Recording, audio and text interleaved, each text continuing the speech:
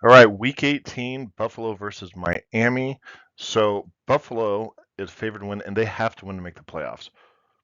I don't think that there's any way that they make the playoffs if they lose. I'm sure that there's some crazy scheme to where it could happen, but let's just assume that that's the way that it is.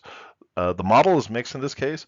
The model is favoring Miami, um, but I'm going to take Buffalo because of the adjustment. So when you come right up here, the raw model has Miami winning with a 71% chance, which comes out to about a point spread.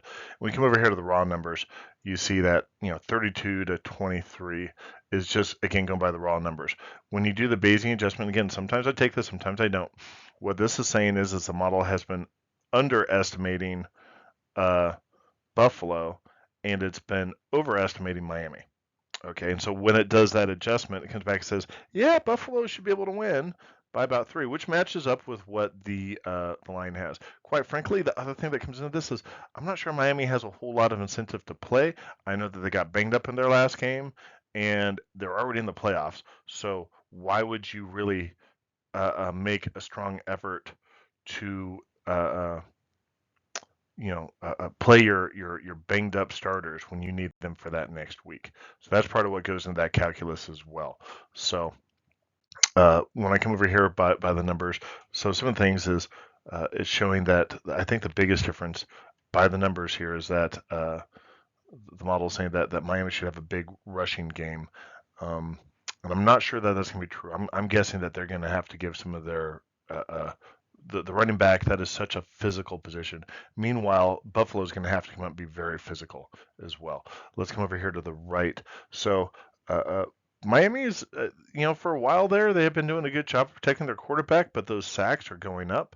I don't really know what's going on. I have not followed closely what's going on with their offensive line.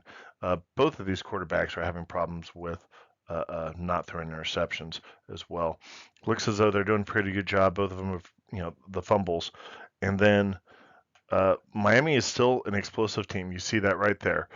Definitely more so than that of the Bills, but that notwithstanding, the teams look pretty evenly matched. When I come over here to the left, so that red line, this is a new table.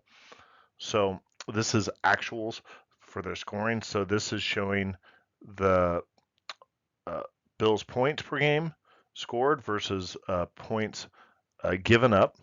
And so, as you can see, both of these teams have, especially the Bills, have a much better point score versus points against.